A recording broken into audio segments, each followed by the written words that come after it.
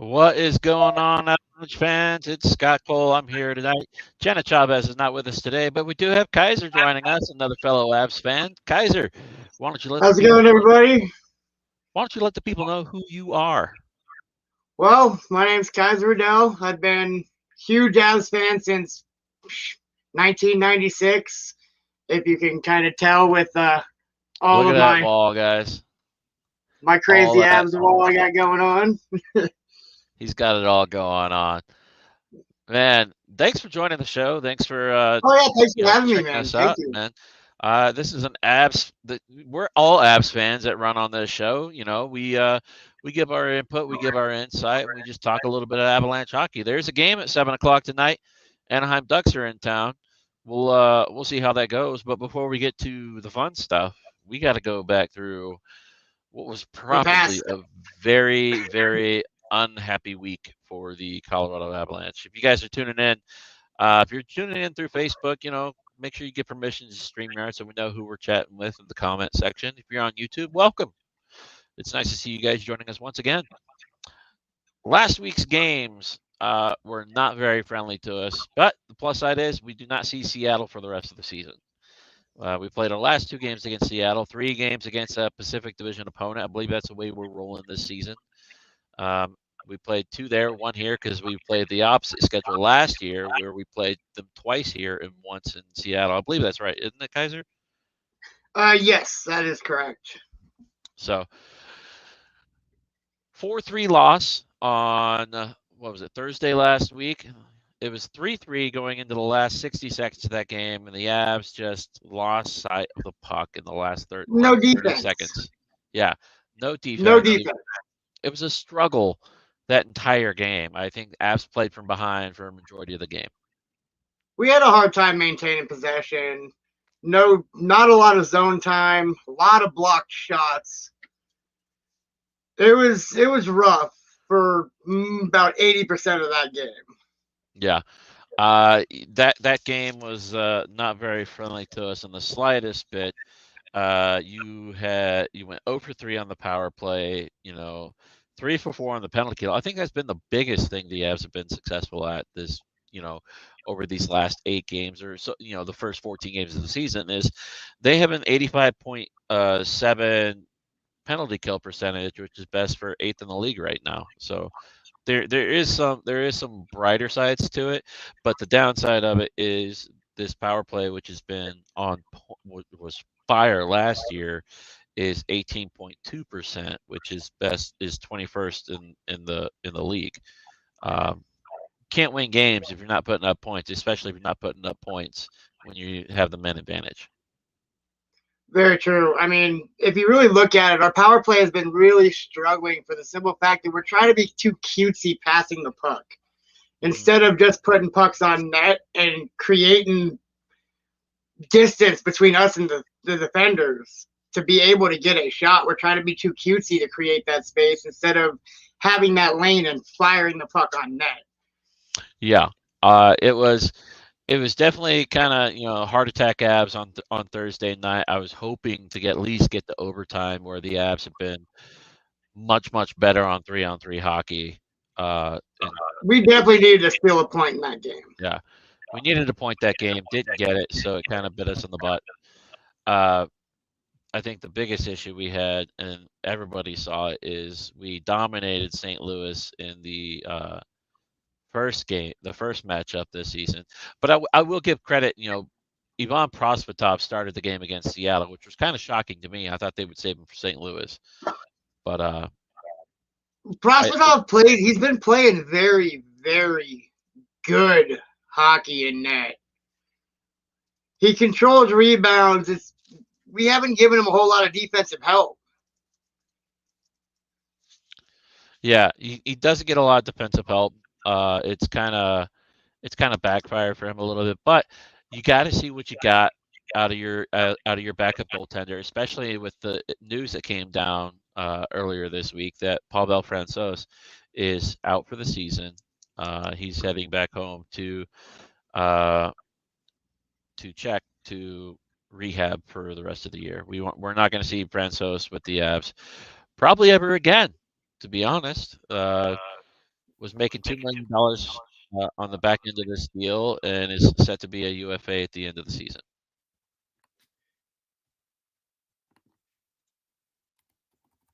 But St. Louis came in and absolutely stomped us on Saturday night. It was that was absolutely embarrassing, and Bednar said it right in the post game how he has never seen us play that bad, and he was furious with how that third period play was. So furious, he was ready to pull the miracle on ice, practice until you puke. Again. Just keep running. Who are you? Who do you play for? Nah. Bednar's such a really well-composured man when it comes to his frustrations with the team. And that is the first time I've literally seen visible anger, frustration, and anger out of him. He literally was not the composed man that we are used to seeing. Yeah, you saw the reporter. My Twitter feed, my X feed was blowing up with people who were reporters and just people who were attending the open practice that they had on Sunday before they were going to travel to Seattle. People we've never seen it this full. I can't believe how many people are here. Fans are like, oh yeah, they're going to get smoked today. Da, da, da, da. But the skate portion of practice was optional. They came out and said the skate portion was optional, but I guarantee you that words were said. Coach Jared Bednar was ripping some people a new one in the film session. Oh sure. Yeah, there was definitely words exchanged. Kaiser, I lost you, man. Of anger. I have no audio for you, brother. Nothing. Good. Getting some clicks and whatnot from you. I can't hear you one bit. But the Avs did bounce back in the final matchup with the Seattle Kraken on Monday night.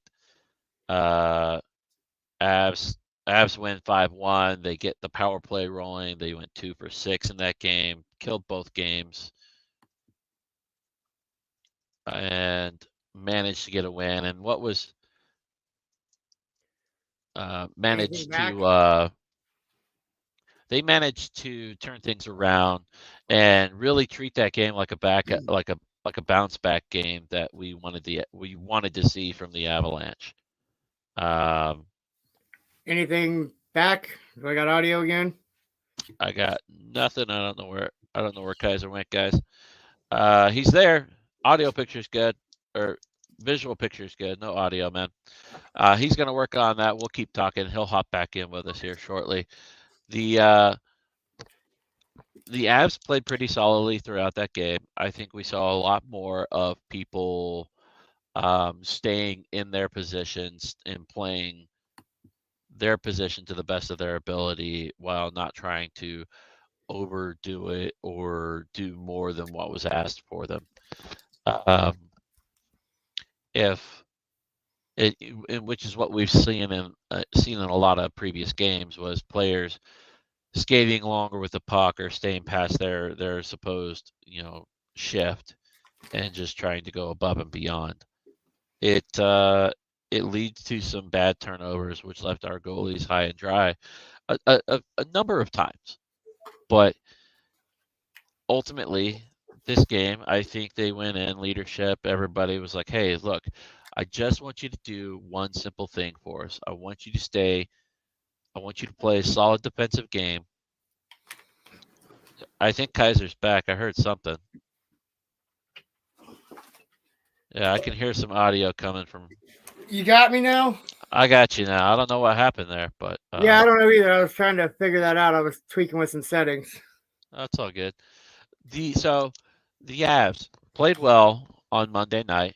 Got 2 power play goals, which is great. I mean, if it wasn't for that, this is a gaudy stat, and I'll pull it up right now on the bottom of our ticker. Last 8 games for the Avs, 20 goals for, 34 or 32 goals against. This is just the last 8 games. So you're a negative 12 differential, 14.3% on the power play. It's 21st over the last, or that's just 18. It's an 18.2% for the last on the season, but 14.3% the last 8 games, and a 79.3% penalty kill, which is great. It's top in the leagues, and but we shouldn't have as many penalties as we have. Yeah, so that 14.3% over the last 8 games translates to 4 for 34. Wow. It's a gaudy stat. If you look at the first 6 games for the Avs, as far as goals for and goals against, they had a plus 12 differential. I think it was 24. Yeah, I think it's a plus 12 differential. Yeah. So it's been rough. And I think it goes back to what you're talking about, trying to look for that clear open window, trying to, not just trying to put the puck on net, get some traffic in front of it, which, I mean, you arguably have one of the best shooters through traffic in Cale Makar. Yes, 150%. That guy can thread a puck through. I swear, like, he freezes time and like goes and like pushes the puck over like one spot or another. And it's he has that skill of being able to wait for that perfect defensive screen and let them screen their own goaltender and thread it right into a corner. Guys, it's not easy trying to pick a puck up through 4 or 5 bodies. I've done it. He's a precision shooter for sure. He's a sniper. It's a guessing game. As a goalie, it's a complete guessing game. You're going off of muscle memory. You're like, oh, this position where the puck is, blah blah blah. There's no way he's going to get it to that side, so I'm going to protect this side more. And next thing you know, over your right shoulder, it goes in. The puck's in the net before the goaltender even has a chance to react. Yeah, it's absolutely insane. Last 8 games have been horrendous. People playing out of position, not sticking to what wins championships, Kaiser? Defense. And chemistry. Defense and chemistry. And if you ain't got the chemistry, because you've had a lot of turnover on your team like the Avs have, go with the defense. You got guys who are like the Avs are all about that fast game and trying to go from defense to offense, in a snap. Well, the Avs' big problem right now, honestly, is they give up way too many odd man rushes with their fast game because our defense is not getting back. They're jumping too deep into the play instead of kind of staying back and protecting that odd man rush possibility. Yeah. And that 100%. stems from really bad D pairings that we've had. We need to shake up our D pairings a little bit. I get that. I get shaking up the D pairings, which is what I liked seeing. I like the defensive pairings that we had on Monday night. You had Sam Malinsky, fresh off his shoulder surgery. He was cleared for activity and whatnot. Got his first game as his NHL debut. I wanted to see him get a goal so bad. I think we all did. We were kind of all playing for it. Come on, Sam, you can do this. Well, the great thing that I love seeing is seeing Drouin finally bury a puck and actually kind of possibly get out of his slump. But they need to stop testing him on the first line with McKinnon because he's just not there. Which is ironic considering it was McKinnon that fed him the puck for the goal. So it's weird, yes, but like as a full-time thing on the first line, it's not working. Yeah, it's and that leads us into this next topic is like, let's get real. What is causing the lack of fire on the ice? Is it team chemistry? Is it just being too cute with the puck, which we've talked about? We're getting into this chemistry part of it, which is kind of interesting.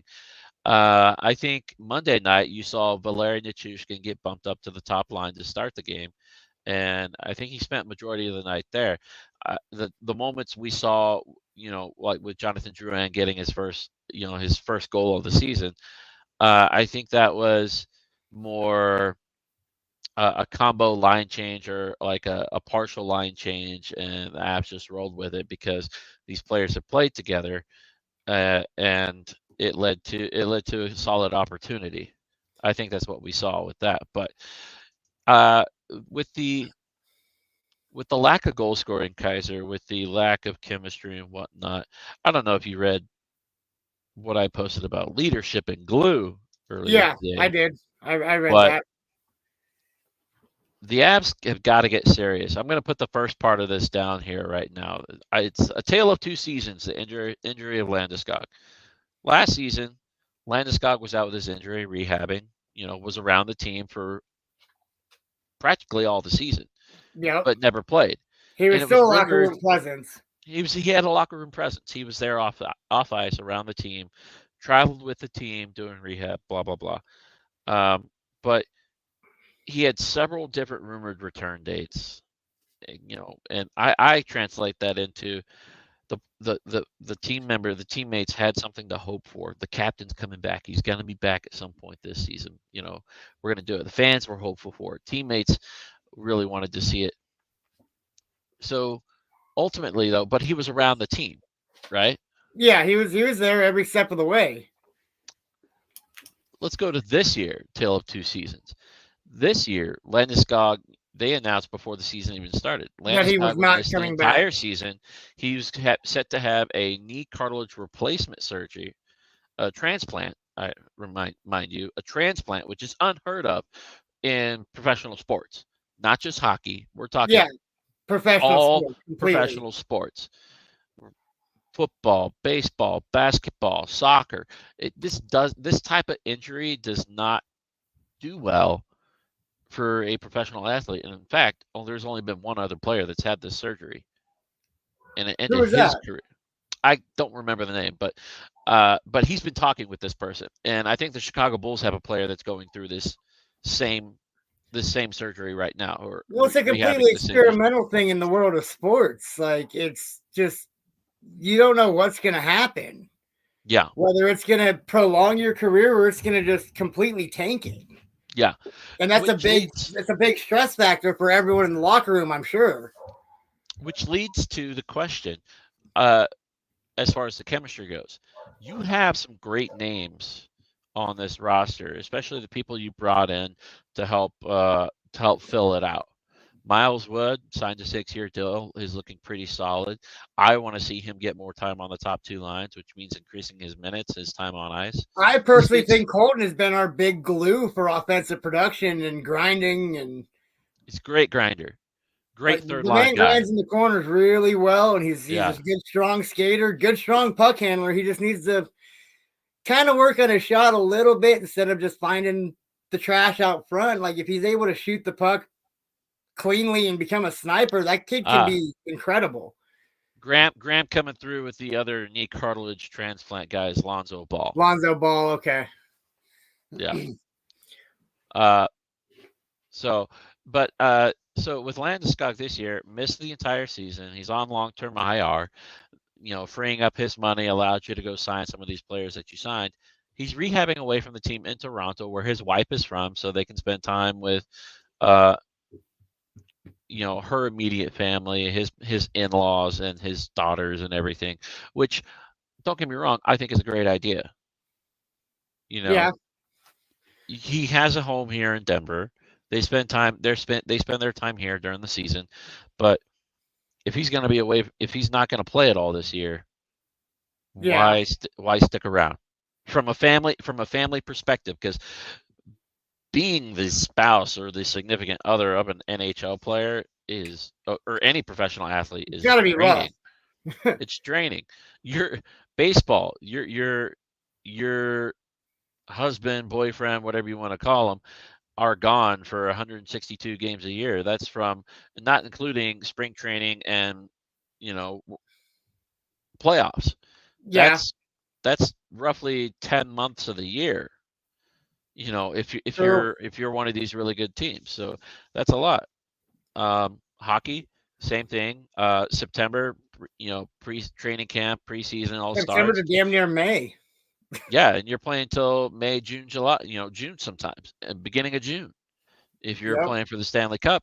So it's a lot on family. So I get why they would do it that way and have him rehab there. But without his presence here on the ice with the team and everything else, it's a bit like we're seeing the cracks. We're seeing people fall to the pressure and everything. Well, I think the big pressure is like McKinnon, he's trying to step up and be that leader, but he is so easily frustrated with how people are playing to where it kind of makes him a counterintuitive leader. So you have Makar stepping up to fill that role as your power play quarterback, your ultimate just all around like, hey, let's just buckle down and get this done. Yeah. That's where our leadership is. But McKinnon, he tries too hard lately. I love him to death. Don't get me wrong. He's my favorite Av. He tries to do everything by himself too many times. Yeah. McKinnon right now sounds like that teacher you had back in like daycare or something. It was like that. It's like, Jimmy, don't eat the glue. You're not supposed to eat that. Put that glitter down. Don't touch that. Just trying to put out fires left and right. God damn it. Put the Snickers down. Yeah, exactly. Precisely. Like he's having to do so much, and there's just him and just Makar. It's not going to be enough to try to build that fire in the guy's guts to be able to just go out and give it their all every game. I think part of that is people realize that Landeskog's not going to be there, so and they know the pressure that's on the players that coaching staff looks to be leaders. Makar, Rantanen, McKinnon. Some of those savvy vets with like Arturi Lehkonen, who's on long-term IR right now too. I don't think there's been what did they say? 3-4 weeks? Something like that. Long-term IR, 24 days at minimum 10 games. Yeah. At minimum. So he's going to be out for 10 games. Game number 1 was Monday. So, I think mid-December, I think is the second week of December is when he's due back. Well, another big thing that we have to worry about, as an Avs community and even the team is that they've been worrying about is we need help from the league to actually have some of these cheap shots getting called and there actually be some sort of. I was shocked to not see Division of Player Safety not even fine. Precisely my point. Like that's why we need a little bit of league assistance here and trying to get some of this like looked at and taken care of because it's been getting out of hand. Yeah, it's kind of weird. You get the Ross Colton's hit. The I'm going to cross-check you in your jaw. Yeah, that's an automatic, hey, you can't do that. Pay us the $5,000. Yeah. Don't do it again. We know you're not a dirty player. That's why you're only getting the fine. But I'm on board with player safety coming out and being like, hey, look, we understand it wasn't intentional, blah, blah, blah. But I saw the play in question. I know he went for the shoulder, like the shoulder hit or whatever. Sometimes But it happens. But we've seen Makar, we've seen Wood, we've seen Ross Colton do that same type of thing where they go to go check the shoulder, but they get more of like the backside numbers, and they get called for it, whether it was just a simple minor, or in Ross Colton's case, the stick to the jaw, the cross check that I wasn't trying to hit you that high, but you fell, type deal, and he still got fined for it. But it's definitely interesting. But Jared Bednar came out and he was asked this question with Landeskog's, disappearance and whatnot. And they were like, are you going to name a new captain? And we'll put it to bed. I'm not saying that we need somebody to wear the C on the Avs right now, because that is Gabriel Landeskog as a captain. Gabriel Landeskog's the captain right now. But the Avs need to get serious about having somebody shoulder those responsibilities in his absence. Agreed. 100%.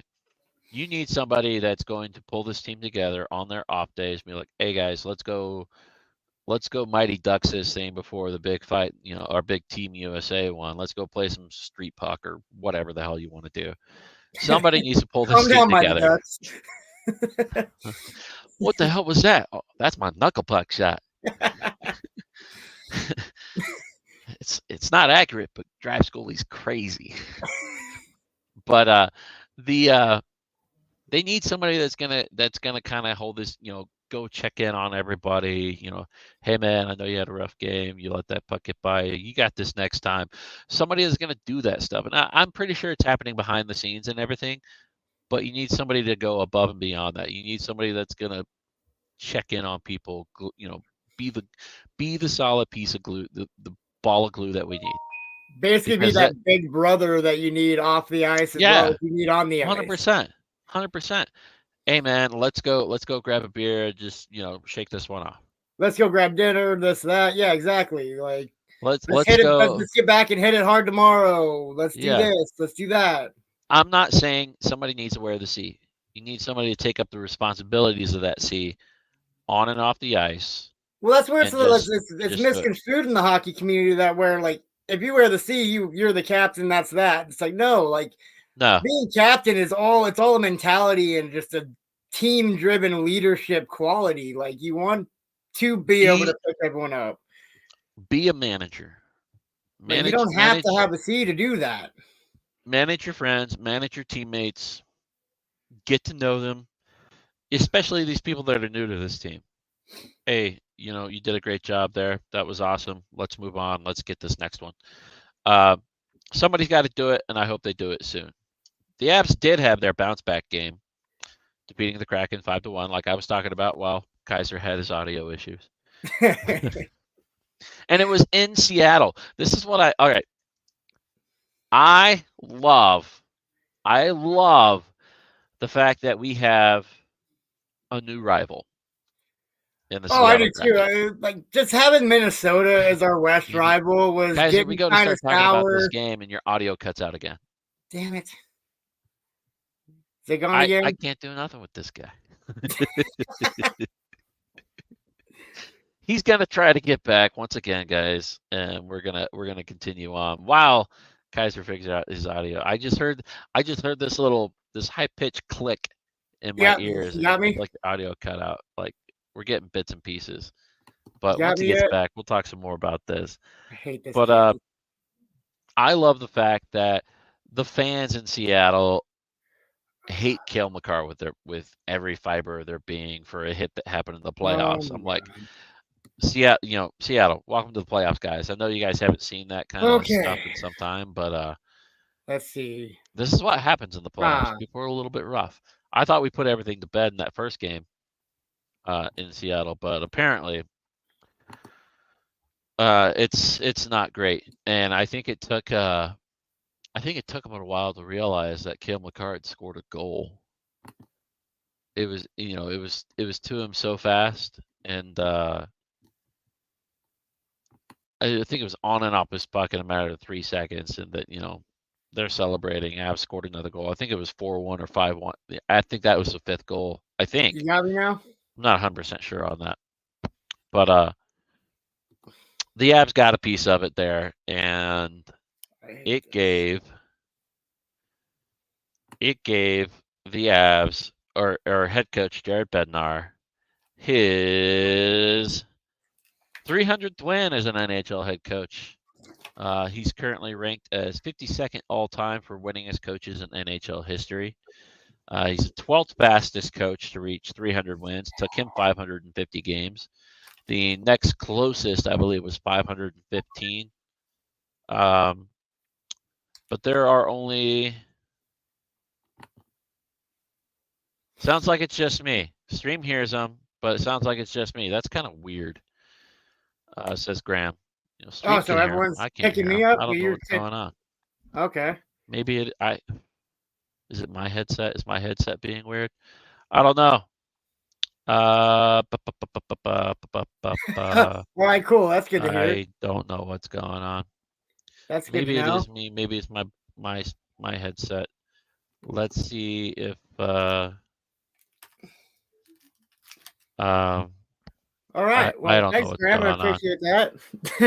Kind of clarified. That's odd. I don't know what's going on. I honestly don't know what's going on here. Let me switch my stuff up and see if we can get back to some regular stuff. All right. I'm gonna turn off my headset and we'll see what happens. Hey, look at that. I can hear Kaiser now. Yeah, it's your headset, bud. Damn it, I can't have anything nice. This is why we can't have nice things. Yeah, this is why we can't have things. And Graham's like, yeah, technology, gotta love it, Hey, at least with this technology, we can do stuff like this, so it's nice. All right. So now that I can clearly hear Kaiser, and it's not him, it's me. It's not you, it's me. It's all me. We got. It's always you, bud. But anyway, your take on the Avs bounce back game against the Kraken? Honestly, it was incredible. It was a slow start in the first period.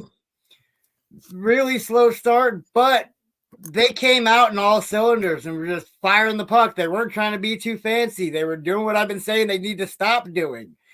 Like, they stopped doing what I've been saying they need to stop. They're rushing the puck. They had good breakout, great defense. They weren't pinching too deep.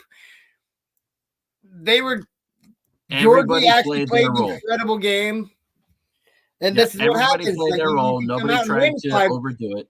You can win 5-1 when your goalie's not facing 35, 40 shots a game. Yeah. Georgiev only faced 19 shots. 19 shots. And he only gave up one goal, and it was a beautiful goal. Like, there was no stopping it. Yeah. So that begs the question, what is it going to take for the Avs to carry and maintain that winning momentum moving forward?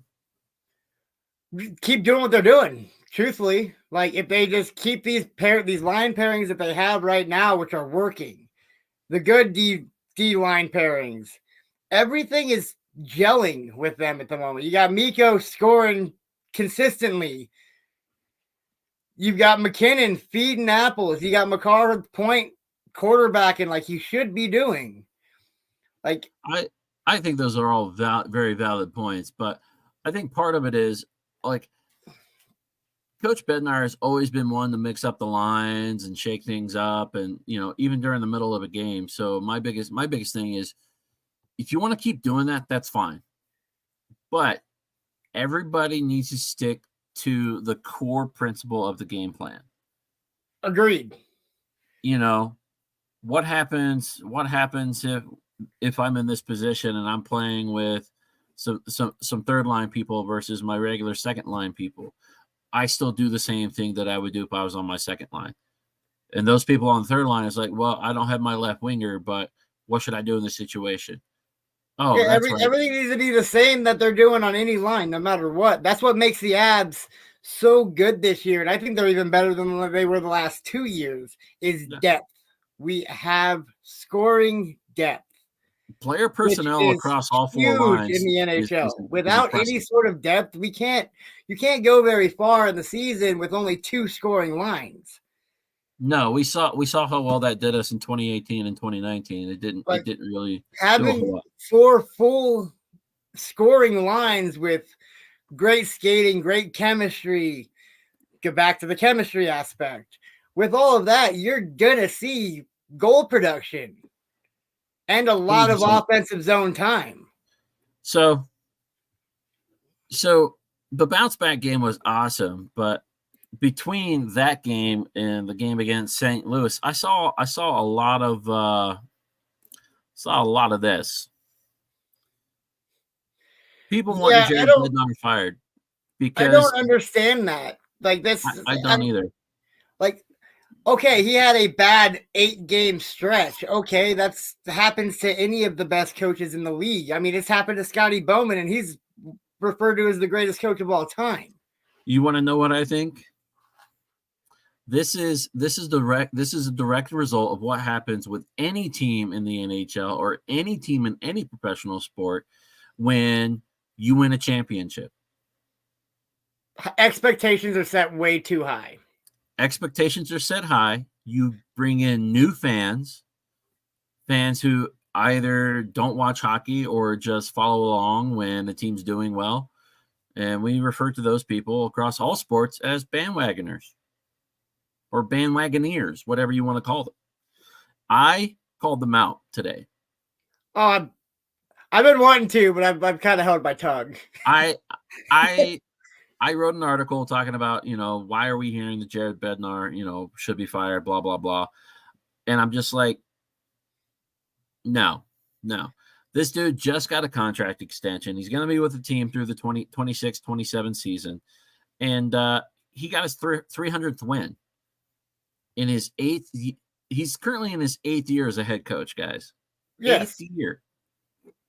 And he's Graham's like, yeah, you called him out. Well, like it kind of like people keep forgetting how often Bednar's a finalist for the Jack Adams every year, but he does get snubbed every year.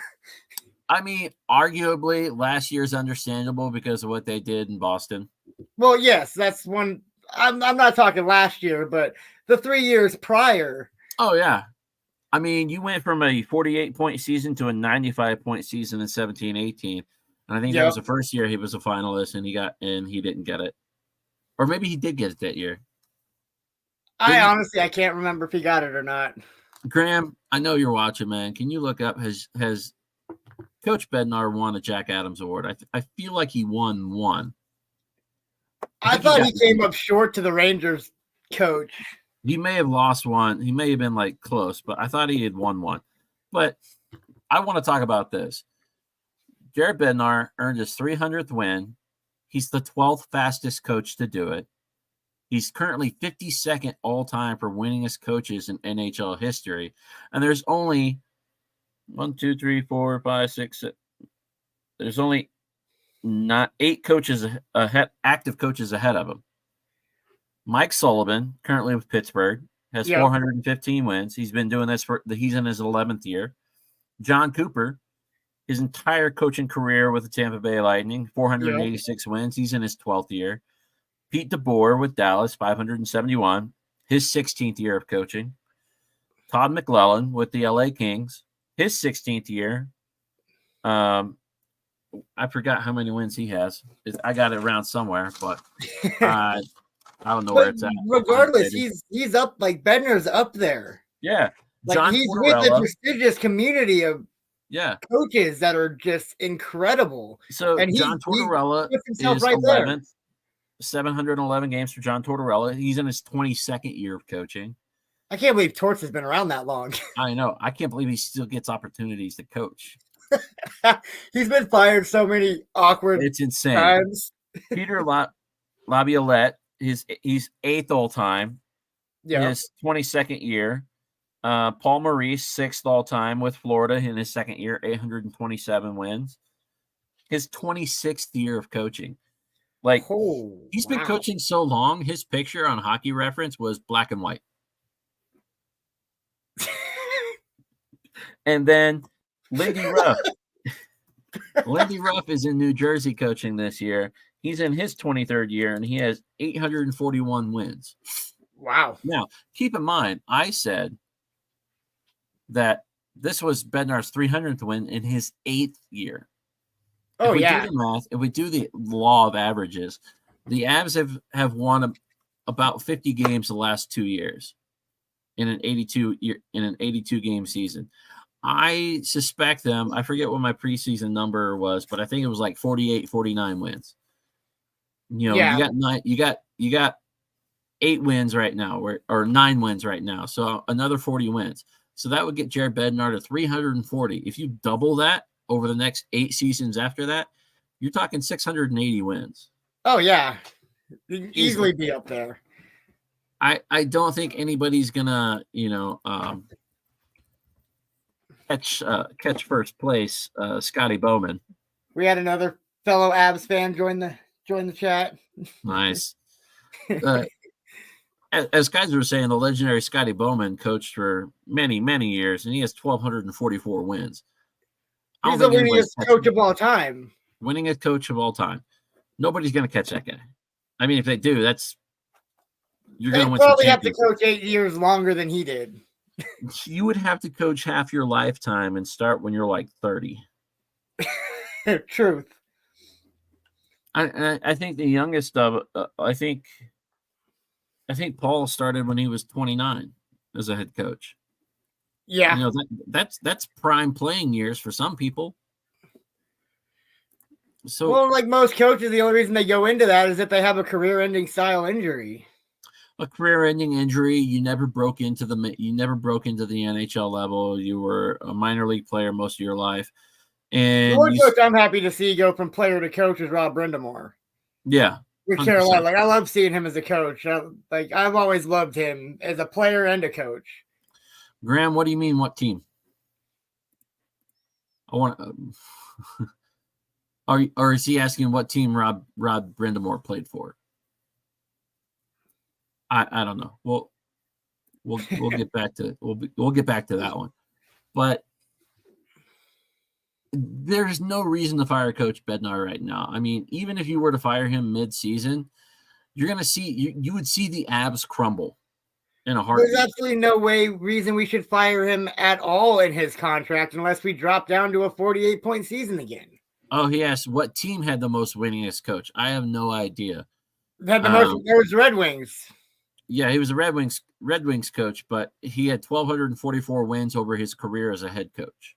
Yeah, I don't know if he got all those wins with the Red Wings, but about 80% of them were with the Red Wings. But most of them were with the Red Wings. God damn it! Yeah, I hate saying that, but like we can't hate the Red Wings as much anymore with them being Eastern Conference. Yeah, I look forward to the day that the Red Wings and the Avs are in the Stanley Cup Finals together. Oh, that's gonna be a bloodbath. I don't think it'll be as bad a bloodbath as what it could have been. Fair. The rivalries kind of died off since they are now an Eastern Conference team, but this rivalry that's brewing with Seattle is pretty awesome. Well, it's gonna, like, that rivalry with Seattle, it's gonna turn into just like a Western Conference Finals battle year after year because they're a good quality squad. I hate to say it. They are. I mean, they are a very good squad, so I don't blame them there, but in reality, for us in the future, Georgie needs to tighten up. Yeah, I think so. Like he does his job, but I think part of it is it's the defense in front of him. And like if they play well, I think it'll be good. Sam Girard's back in the lineup tonight, guys. Sam Malinsky was sent back down to the Eagles, not the Avs. Yeah, I saw Malinsky got recalled today. I saw that earlier. Yeah. So with that, we're going to wrap it up because I know we all want to go get ready for this game. We're going to take a look ahead at the upcoming games that the Avs have tonight. They are hosting the Anaheim Ducks. Anaheim is without Trevor Zegras, who was put on, who's injured. So no Trevor Zegras. So we don't have to worry about the Michigan tonight. So I'm kind of happy. Yeah, I didn't want to try to play lacrosse tonight. Like, we're trying to play hockey. This is a hockey rink, sir. I think if we come out strong against Anaheim tonight, we could actually put some early points on the board. And if our defense steps up and plays the way they did last game, we could actually probably hold them. I'm gonna guess a 3-1 win tonight. This is definitely one of those continuation bounce back type games for the Avalanche. This is a team that is still rebuilding and trying to go through the motions. I don't know if it's Gibson or their young goaltender that's in net tonight. I could probably look that up. And I thought Gibson was out still. Is he still out? I don't know. He might still be out, but we'll take a look and see what's going on here. Preview says Lucas Dostal is in net, should be in net for the Anaheim Ducks. John Gibson is the active backup for the Ducks. And Alexander Georgiev is the projected starter in tonight's game. Perfect. I think we come out with a 3-1 win tonight. 3-1. I'm gonna go 4-1. 3-1. Internet goal opportunity. Yeah. Saturday. Tonight's game is on altitude for anybody who wants to know. 7 p.m. start. We are more like 7:20, 15 to 20. Roughly, yeah. Okay, guys. If you're as upset as I am with these listed start times, please blow up NHL social media, mail them, do whatever you got to do, and get them to get their crap together. They need to go take a page from the NFL. 11 o'clock is the start time. Okay, we're going to start at 11 o'clock. Here's the kickoff. Congratulations, everybody. We get all our your national anthems and stuff taken care of before you start. I know it's a great hockey tradition, and it's not as big an issue as it is in the NFL with people kneeling and whatnot, but get all that stuff done before the listed start time on your TV schedule. Please make us all happy. Saturday, the Avs are off to their first game against the Dallas Stars in Dallas. Dallas is currently first place in the Central, so this is going to be a big game. I think Dallas is the biggest competition the Avs have in the Central this season. Oh, 100%. Dallas, they look good. They're fast like us. They've got good quality scoring. Defensively, they're locked down, airtight. Yeah. I firmly, NFL is never late. Never, ever late. They are always on time. NHL needs to take a book from the NFL, please. Guys, I'm telling you. Well, it's easy for the NFL to not be late when they only have so many games once a week. What? You're telling me the NHL can't do that? I mean, come on, 32 teams, 82 games a season. 32 teams, 82 games a season, but you really outside of maybe once a month, you have 6 to 10 games a night. It's not that hard. It's not that hard to be like, all right, 10 minutes before game time, let's get all our production and stuff done. Let's get the national anthems played. We're going to puck drop at 7:01. Not 7:10, not 7:14, 7:01. That's all I want. All right. I can see. The NFL has set a standard, sir. I don't think it's too much to ask for other organizations to follow that same concept. I concede. You win. The game on Saturday against the Stars starts at 6 p.m. or coverage starts at 6 p.m. on altitude once again. Congratulations, Avs fans. You're finally getting your wish. Some early games. That's what happens when you play in the Central Time Zone. On the road.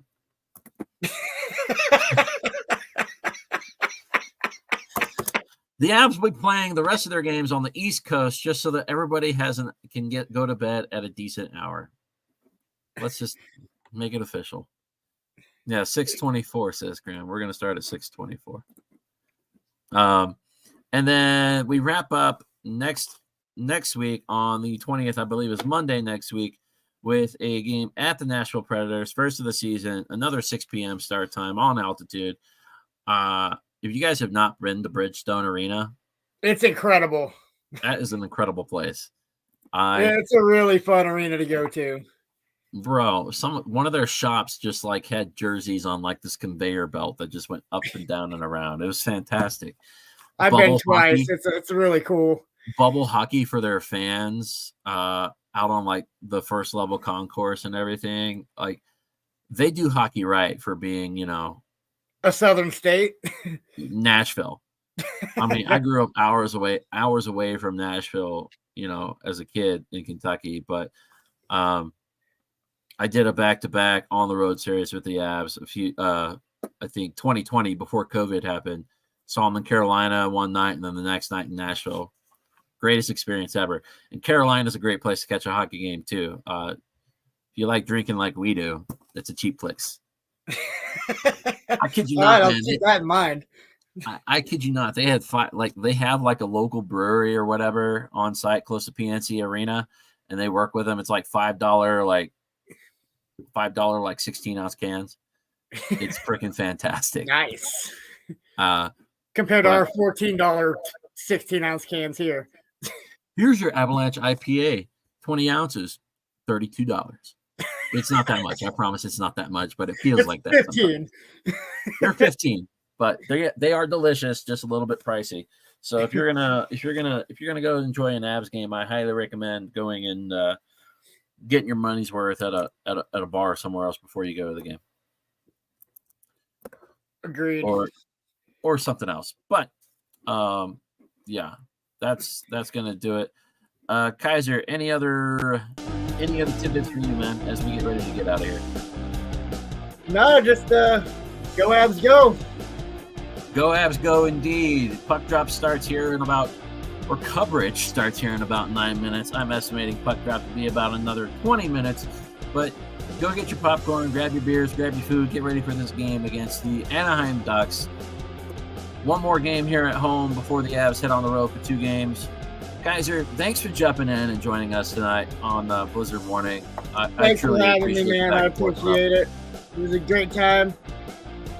Graham, thanks for tuning in, hanging out with us, giving us some good times. We will see you guys next week. For Kaiser Riddell and myself, I'm Scott Cole. Thanks for joining us, and we'll see you guys